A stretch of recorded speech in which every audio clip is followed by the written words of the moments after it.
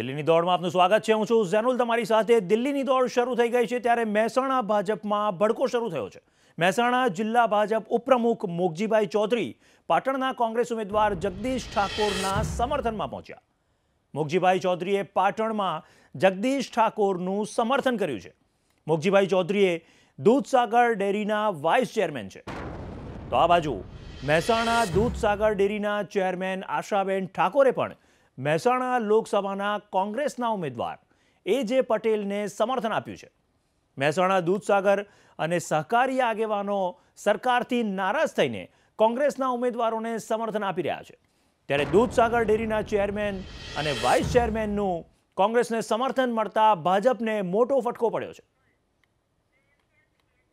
મારી સાથે હરીફ ઉમેદવાર છે એ લોકસભા જીતવાની વાત કરી રહ્યા છે ત્યારે મારો સવાલ એમને છે કે તમે ખેરાલુમાં કેટલી લીડ લેવાના છો અને ખેરાલુમાં લીડ તમને કેમ મળે, ખેરાલુના લોકો તમને મત કેમ આપે। એ વરસંગ તળાવ કે એ ચીમનાબાઈ સરોવર તમે 15 વર્ષથી છો અને એમના જ નામે તમને ભાષણો કર્યા છે, તમે મત માગ્યા છે। એ પર્વતો ઉપરથી રેત ચોમાસામાં આવે અને ખેતરો બરબાદ થઈ જાય છે। નાની મોટી સિંચાઈની વ્યવસ્થા હોવા છતાં પણ કોઈ ગામમાં કોંગ્રેસને મત મળ્યા હોય તો તમે નાની સિંચાઈઓ પણ બંધ કરી દો છો, કિન્નાખોરી રાખો છો। તમારી વિચારધારા સાથે જે વેપારી તમારી જોડે ના હોય એને તમે ધમકીઓ આપો છો, કોંગ્રેસના કાર્યકરોને તમે ધમકીઓ આપો છો, કોંગ્રેસના સરપંચોને તમે ધમકીઓ આપો છો। તો રાજનીતિ ધમકીઓથી ચલાવવી છે। તો ન માત્ર ભાજપ પરંતુ કોંગ્રેસમાં પણ કકળાટ જોવા મળ્યો। વિમલ શાહને કોંગ્રેસે ટિકિટ આપતા જ કપડવંજના ધારાસભ્ય અને કોંગ્રેસના ખેડા જિલ્લા પ્રમુખ કાળુસિંહ ડાભીએ કોંગ્રેસના સભ્યપદેથી રાજીનામું ધરી દીધું। ગઈકાલે જ્યારે કોંગ્રેસે ખેડાથી ઉમેદવાર જાહેર નહોતા કર્યા ત્યારે કાળુસિંહ ડાભીએ પોતે જ જાહેરાત કરી દીધી હતી કે ટિકિટ તેમને મળી છે અને સમર્થકો સાથે ઉજવણી પણ કરી હતી।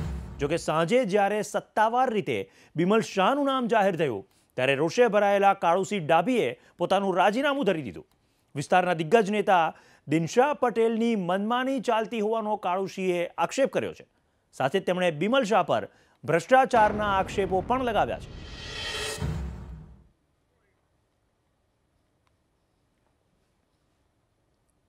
દિનશા પટેલની સતત માગણીના લીધે દિનશા પટેલે સતત એમના રાજીનામા આપવાના જે નિર્ણયથી મોવડી મંડળવાળાએ એમના નિર્ણયથી ડરી અને મારી ટિકિટ કાપી અને હોજે બિમલ શાહનું નામ જાહેર કર્યું। એટલે આપ સ્પષ્ટપણે માનો છો કે દિનશા પટેલનું પ્રેશર હતું આખા બાબત? દિનશા પટેલે ખેડા જિલ્લામાં જો કોંગ્રેસ નબળી પાડવાનું કામ કર્યું હોય તો ફક્ત દિનશા પટેલે જ છે। કેમ કે 2007માં દિનશા પટેલે અમારા માતર જે દેવુસિંહ ચૌહાણ આજે જે સંસદમાં જે ચૂંટણી લડી રહ્યા એ દેવુસિંહને 2007માં ટિકિટ ના આપવા દીધી અને આયતી ઉમેદવાર તરીકે નરહરી અમીને લાયા અને તે પછી ખેડા જિલ્લામાં ભાજપના દેવુસિંહ ચૌહાણ હીરો બની ગયા। એવી જ રીતે દિનશા પટેલ આ વખતે મને પણ ધારાસભ્ય તરીકે અહીંયા હું 30,000 જેટલા વોટથી અને સમગ્ર વિસ્તારમાં લોકસભા વિસ્તારમાં ઓબીસીનું જબરજસ્ત પ્રભુત્વ હોવા મજબૂત હતું અને ચારે બાજુથી હું અહીં 5,000 જેટલા કાર્યકરો ચારે બાજુથી અહીંયા સમર્થકો મારા ઉમટી પડ્યા હતા અને એમને લાગ્યું કે ભાઈ કાળુસિંહ જીતી જશે, ઓબીસીના હાથમાં જશે। એટલે ફક્ત એવા વણિક ઉમેદવારની સતત એમને આ લોકોની જે કચડેલો વર્ગ છે ઓબીસી વર્ગ છે એમની સતત દિનશા પટેલ હવે અમને ખબર પડી કે દિનશા પટેલની અંદરથી શું ચાલશે। એટલે આ જે ખેડા જિલ્લામાં જો કોંગ્રેસ નબળી પાડવાનું કામ કર્યું હોય તો ફક્ત દિનશા પટેલે જ કર્યું, બીજા કોઈને। પ્રતિષ્ઠા એટલી બધી ખેડાયેલી પ્રતિષ્ઠા તમે આપ સૌને ખબર છે કે જ્યારે બિમલ શાહ ભાજપમાંથી એમને કાઢવામાં આવ્યા અને મંત્રી હતા તો તમને ખબર છે રોડ ઉપર એસટીઓ પડી રહેતી, એસટીનો ટાયર પણ નહોતો બચ્યો। એવી બિમલ શાહે ભ્રષ્ટાચાર કરીને ભાજપવાળાએ કોંગ્રેસમાં મોકલ્યા અને કોંગ્રેસમાં મોકલ્યા અને તે પછી કોંગ્રેસ સાથે પણ એમને દગો કર્યો અને તમને ખબર છે બીજી વખત પાછા ભાજપમાં ગયા અને માન્ય અમારા જે શંકરસિંહ વાઘેલા અહીંયા ચૂંટણી લડતા હતા તો ભાજપમાં રહીને બળવો કરી અને શંકરસિંહ વાઘેલાને એમને મદદ કરેલી। એટલે અહીંયા જે બિમલ શાહ છે એ કોઈના વિશ્વાસુ માણસ નથી। તો લોકસભાની ચૂંટણી માટે તમામ ઉમેદવારોના ફોર્મ ભર્યા બાદ અમિત ચાવડાએ પ્રથમ નિવેદન આપ્યું છે। અમિત ચાવડાએ કહ્યું કે પક્ષના નેતાઓની નારાજગીને સત્વરે દૂર કરાશે।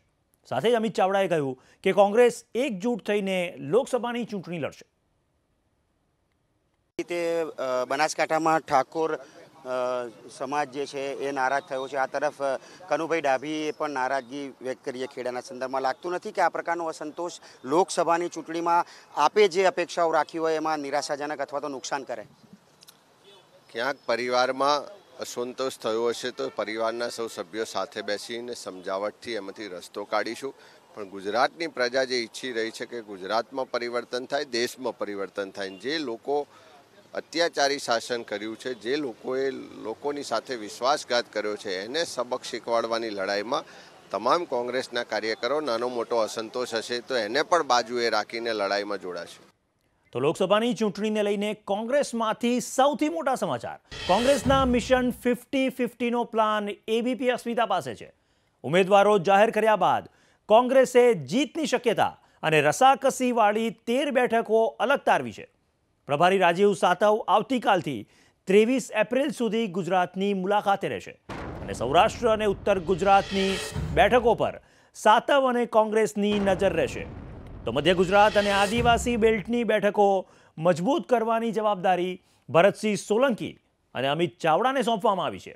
આ સાથે જ પ્રિયંકા ગાંધી અને રાહુલ ગાંધીના પ્રવાસના કાર્યક્રમની સાતવ પ્રદેશના નેતાઓ સાથે મળીને રૂપરેખા તૈયાર કરશે.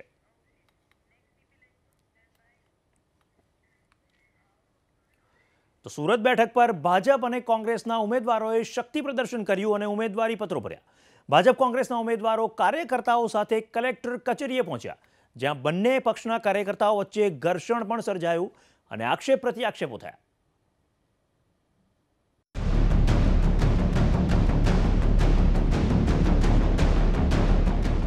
સુરત બેઠક પર ભાજપના વર્તમાન સાંસદ દર્શના જરદોશે આજે ફોર્મ ભર્યું. દર્શના જરદોશે ફોર્મ ભરતા પહેલા સાંઈ બાબાના દર્શન કર્યા. ત્યારબાદ વિશાળ રોડ શો યોજ્યો. દર્શનાબેનની સાથે ભાજપના નેતા પરસોત્તમ રૂપાલા પણ જોડાયા.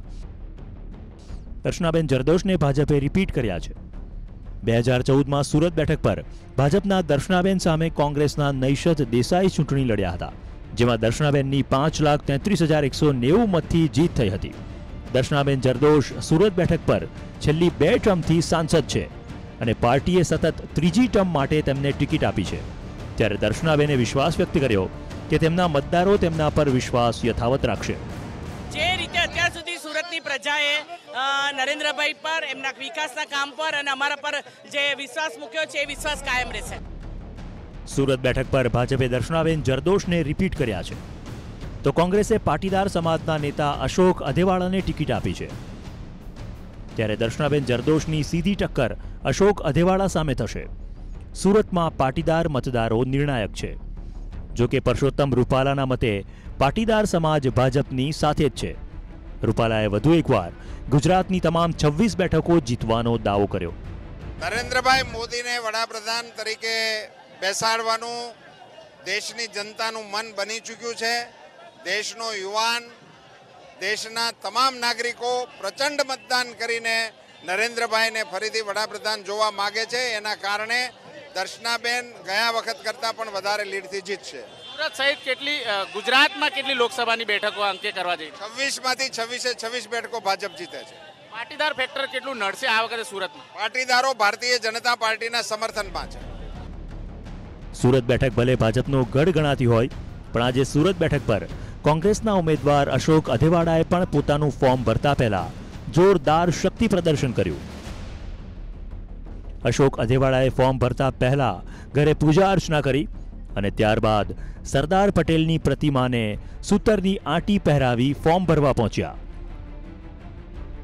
અશોક અધેવાળાએ 1 લાખ કરતા વધુ મતની લીડથી પોતાની જીતનો વિશ્વાસ વ્યક્ત કર્યો. લાખથી ઉપર લીડે અમે ચોક્કસ જીતવાના છીએ, આત્મવિશ્વાસ છે અને સુરતની જનતા ઉપર અમને વિશ્વાસ છે. સુરત બેઠક પર ભાજપ અને કોંગ્રેસના રોડ શો તો શાંતિપૂર્ણ રહ્યા, પરંતુ જ્યારે બંને પાર્ટીઓના કાર્યકર્તાઓ કલેક્ટર કચેરી પહોંચ્યા, ત્યાં બંને પાર્ટીના કાર્યકર્તાઓ વચ્ચે ઘર્ષણ સર્જાયું. કાર્યકર્તાઓ વચ્ચે ઘર્ષણ થતા પોલીસે દરમિયાનગીરી કરવી પડી અને મામલાને શાંત પાડવામાં આવ્યો. તો બનાસકાંઠા બેઠક પર લોકસભા જંગમાં 2 મિત્રો વચ્ચે ટક્કર થઈ રહી છે. ભાજપે પરબત પટેલને ટિકિટ આપી છે, ત્યારે કોંગ્રેસે સહકારી આગેવાન પરથી ભટોળને મેદાને ઉતાર્યા છે. આજે બંને ઉમેદવારોએ શક્તિ પ્રદર્શન કર્યું અને પોતાના ઉમેદવારી પત્રો ભર્યા.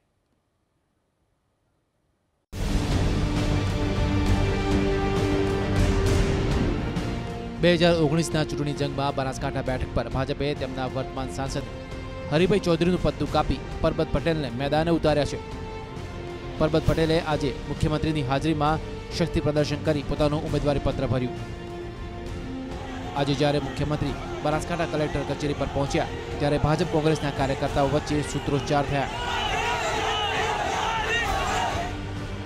પરબત પટેલે પોતાનું ઉમેદવારી પત્ર ભરતા પહેલા હનુમાનજીના મંદિરે દર્શન કર્યા અને પોતાના મિત્ર સામે ટક્કર થઈ રહી છે ત્યારે કહ્યું કે હાર જીત એ પ્રજા નક્કી કરશે. હું મિત્રો એવું માનું છું કે જે સમાજ, પ્રજાજનો, જિલ્લાની પ્રજા મિત્રો નક્કી કરતી હોય છે કે અમારે ક્યાં રહેવું ને ક્યાં ન રહેવું. અમે કોઈ ભેગા હોઈએ, ક્યાંક મિત્રો બે ભાઈ હોય ત્યારે પણ ભાગીદારીમાં જુદા પડે. તો પરથીભાઈ અત્યાર સુધી ભાજપમાં હતા. એમણે એવું પણ કીધું હતું કે કોંગ્રેસ ટિકિટ આપશે તો પણ હું લડવાનો નથી. પણ જ્યારે એમણે લડવું એટલે એમને પણ કોંગ્રેસમાંથી ઉમેદવારી કરી છે, જેનો ન્યાય પ્રજા આપે.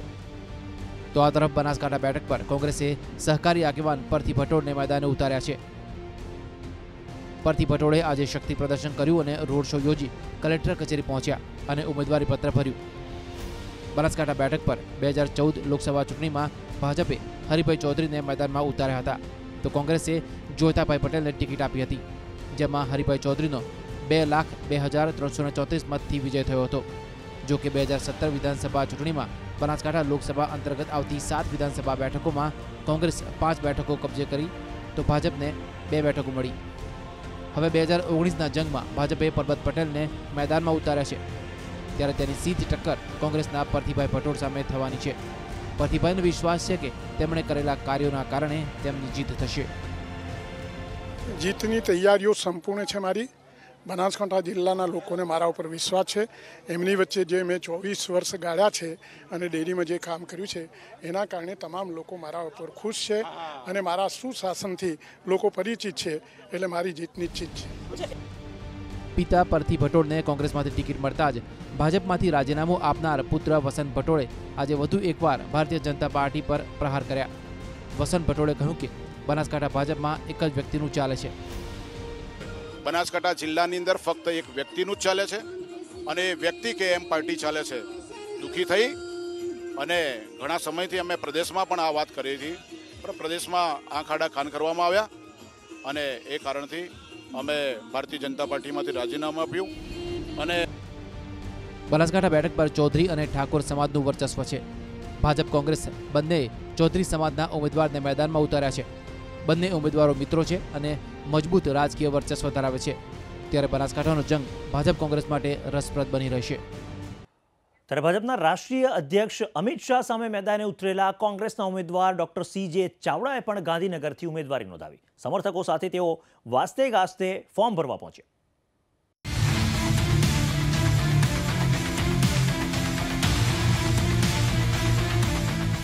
ભાજપે જે બેઠક પર છેલ્લા 20 વર્ષથી હાર્યું નથી તે ગાંધીનગર બેઠક પર 2019ના જંગમાં ભાજપના રાષ્ટ્રીય અધ્યક્ષ અમિત શાહ અને કોંગ્રેસના CJ ચાવડા વચ્ચે સીધી ટક્કર થશે. CJ ચાવડાએ આજે વાસણિયા મહાદેવના દર્શન કરી પોતાનું ઉમેદવારી પત્ર ભર્યું. ચાવડાએ ગાંધીનગર બેઠક પર પોતાની જીતનો વિશ્વાસ વ્યક્ત કર્યો. ગુજરાતની પ્રજા આ વખતે સામે કોણ લડે છે જોવાની નથી અને જાયન્ટ આપણે કહેતા હોઈએ છીએ, પણ મતદાતાઓને તો દરેક મતની એક મતની પવિત્ર કિંમત હોય છે. ત્યારે એમના જે મતોનો સરવાળો થાય એ જ કોણ જાયન્ટ છે એ બતાવશે. અને મને લાગે છે કે 2019ની આ ચૂંટણીમાં પ્રજા મતદાતા કોંગ્રેસને મત આપીને મને જાયન્ટ બનાવશે. CJ ચાવડાએ આજે જ્યારે પોતાનું ઉમેદવારી પત્ર ભર્યું ત્યારે પ્રદેશ કોંગ્રેસ પ્રમુખ અમિત ચાવડા અને હાર્દિક પટેલ પણ ઉપસ્થિત રહ્યા. હાર્દિક પટેલે વધુ એકવાર ભાજપ સરકાર પર પ્રહાર કર્યા તો પ્રદેશ પ્રમુખ અમિત ચાવડાએ ગાંધીનગર સહિત ગુજરાતમાં 100થી વધુ બેઠકો પર જીતનો વિશ્વાસ વ્યક્ત કર્યો. ક્યાંક પરિવારમાં અસંતોષ થયો હશે તો પરિવારના સૌ સભ્યો સાથે બેસીને સમજાવટથી એમાંથી રસ્તો કાઢીશું. પણ ગુજરાતની પ્રજા જે ઈચ્છી રહી છે કે ગુજરાતમાં પરિવર્તન થાય, દેશમાં પરિવર્તન થાય. જે લોકો અત્યાચારી શાસન કર્યું છે, જે લોકોએ લોકોની સાથે વિશ્વાસઘાત કર્યો છે, એને સબક શીખવાડવાની લડાઈમાં તમામ કોંગ્રેસના કાર્યકરો નાનો મોટો અસંતોષ હશે તો એને પણ બાજુએ રાખીને લડાઈમાં જોડાશે. કેટલી બેઠકો જીતાશે એવું લાગી રહ્યું? ગુજરાતમાં 16 કરતાં વધારે બેઠકો કોંગ્રેસ જીતશે. બહુ જ મોટી સંખ્યામાં વધુમાં વધુ સીટ કોંગ્રેસ પાર્ટી જીતી રહી છે અને એટલે જ અમદાવાદ જેવી જે કહેવાતી ભાજપની શ્યોર સીટમાં પણ છેલ્લે ઉમેદવારો જાહેર કરવા પડે છે. ચોક્કસપણે ગુજરાતની જનતા ભાજપથી નારાજ છે. નારાજ એટલા માટે છે કે 15 લાખ રૂપિયા ન આવ્યા, રોજગારી ન મળી, ખેડૂતોને ટેકાના ભાવ, પાક વીમાના ભાવ ન મળ્યા અને જે રીતે કર્મચારીઓનું શોષણ થઈ રહ્યું છે તો ચોક્કસ રીતે લોકો એમનાથી નારાજ છે. ગાંધીનગર બેઠક પર 1989થી ભાજપના ઉમેદવારની સતત જીત થઈ રહી છે. અહીંથી અટલ બિહારી વાજપેયી, અડવાણી જેવા નેતાઓ સાંસદ તરીકે ચૂંટાયા છે. 2014ના ચૂંટણી જંગમાં ગાંધીનગર બેઠક પર ભાજપના દિગ્ગજ નેતા લાલકૃષ્ણ અડવાણી અને કોંગ્રેસના કિરીટ પટેલ વચ્ચે સીધી ટક્કર થઈ હતી, જેમાં લાલકૃષ્ણ અડવાણીની 4,83,121 મતથી જીત થઈ. ગાંધીનગર બેઠક પરથી 6 ટર્મ સાંસદ રહી ચૂકેલા અડવાણીને 2019ના જંગમાં ટિકિટ મળી નથી. ભાજપે અહીંથી રાષ્ટ્રીય પ્રમુખ અમિત શાહને મેદાનમાં ઉતારતા અહીં અમિત શાહ અને કોંગ્રેસના સીજે ચાવડા વચ્ચે સીધો જંગ જોવા મળશે. ગાંધીનગર લોકસભા વિસ્તાર અંતર્ગત આવતી 7 વિધાનસભા બેઠકમાંથી 5 પર હાલ ભાજપનો કબજો છે, જ્યારે 2 બેઠકો પર કોંગ્રેસનો. ભાજપના ઉમેદવારોએ આજે ઉમેદવારી પત્રો ભર્યા. બંને ઉમેદવારો ઉમેદવારી પત્રો ભર્યા બાદ પોતાની જીતનો વિશ્વાસ વ્યક્ત કરી રહ્યા છે.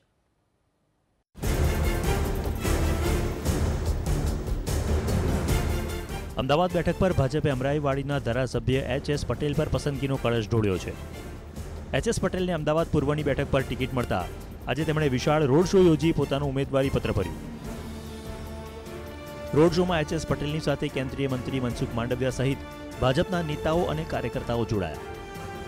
અમદાવાદ પૂર્વ બેઠક પર H.S. પટેલની સીધી ટક્કર કોંગ્રેસના ગીતા પટેલ સામે થશે. 2014માં આ બેઠક પર ભાજપના પરેશ રાવલ અને કોંગ્રેસના હિંમતસિંહ પટેલ વચ્ચે ટક્કર થયેલી, જેમાં પરેશ રાવલનો 3,26,633 મતથી વિજય થયો હતો. જોકે 2019ના જંગમાં પરેશ રાવલે ચૂંટણી લડવાની ના પાડતા આ બેઠક પર ભાજપમાંથી અનેક નામો ચર્ચાયા અને અંતે H.S. પટેલની પસંદગી કરવામાં આવી છે. ત્યારે H.S. પટેલે પોતાની જીતનો વિશ્વાસ વ્યક્ત કર્યો. છેલ્લા 30 વર્ષથી ભારતીય જનતા પાર્ટીના કાર્યકર્તા તરીકે કામ કરું છું. 2 ટર્મ કાઉન્સિલર, 2 ટર્મ ધારાસભ્ય અને આજે પાર્ટી જ્યારે સંસદ બનવાની તક આપી છે ત્યારે હું પાર્ટીએ જે ભરોસો મૂક્યો છે એમાં સાચો ઉતરવા માટે પ્રયત્ન કરતો રહીશ. અમારે કોઈની સાથે ટક્કર છે જ નહીં. અમને જનતા ઉપર વિશ્વાસ છે, અમારી રાષ્ટ્રવાદી નીતિઓ પર વિશ્વાસ છે, અમને અમારા નેતૃત્વ નરેન્દ્રભાઈ પ્રત્યે જનતાનો જે વિશ્વાસ છે એના ઉપર ભરોસો છે અને એટલા માટે આ ભરોસાના આધાર પર કાર્યકર્તાની મહેનત પર અમે જંગી બહુમતીથી ચૂંટણી જીતીશું. અમદાવાદ બાદ મહેસાણા બેઠક પર પણ છેલ્લી ઘડીએ જાહેર કરાયેલ ભાજપના ઉમેદવાર શારદાબેન પટેલે આજે ઉમેદવારી પત્ર ભર્યું. 2014માં મહેસાણા બેઠક પર ભાજપના જયશ્રીબેન પટેલ અને કોંગ્રેસના જીવાભાઈ પટેલ વચ્ચે જંગ ખેલાયો, જેમાં જયશ્રીબેન પટેલની 2,08,891 મતથી જીત થઈ હતી. જોકે 2019ના જંગમાં જયશ્રીબેન પટેલનું પટ્ટું કાપી ભાજપે શારદાબેન પટેલને ટિકિટ આપી છે. ત્યારે આ બેઠક પર શારદાબેન પટેલનો સીધો જંગ કોંગ્રેસના A.J. પટેલ સામે થશે. આજે જ્યારે શારદાબેન પટેલે ઉમેદવારી પત્ર ભર્યું ત્યારે નાયબ મુખ્યમંત્રી નીતિન પટેલ, પ્રદેશ પ્રમુખ જીતુ વાઘાણી સહિતના નેતાઓ ઉપસ્થિત રહ્યા અને કોંગ્રેસ પર પ્રહાર કર્યા. એક નવો ઉમંગ અને ઉત્સાહ એ મહેસાણામાં હું જોઈ રહ્યો છું. એપી સેન્ટરની વાતો કરનાર કોંગ્રેસ અને એમના પાગ્યાઓને કહેવા માગું છું, 2017માં પણ મહેસાણાની જનતાએ ભાજપને આશીર્વાદ આપ્યા હતા. આ વખતે પણ સમગ્ર રાજ્યની સાથે, દેશની સાથે મહેસાણાને પણ લોકસભામાં મતદાન રૂપે આશીર્વાદ એ જનતા જનાર્દન આપશે. ત્યારે લોકસભા ચૂંટણી માટે આજે ફોર્મ ભરવાનો અંતિમ દિવસ છે. ત્યારે રાજ્યમાં બાકી રહેતા કોંગ્રેસના ઉમેદવારોએ પોતાના ઉમેદવારી પત્રો ભર્યા.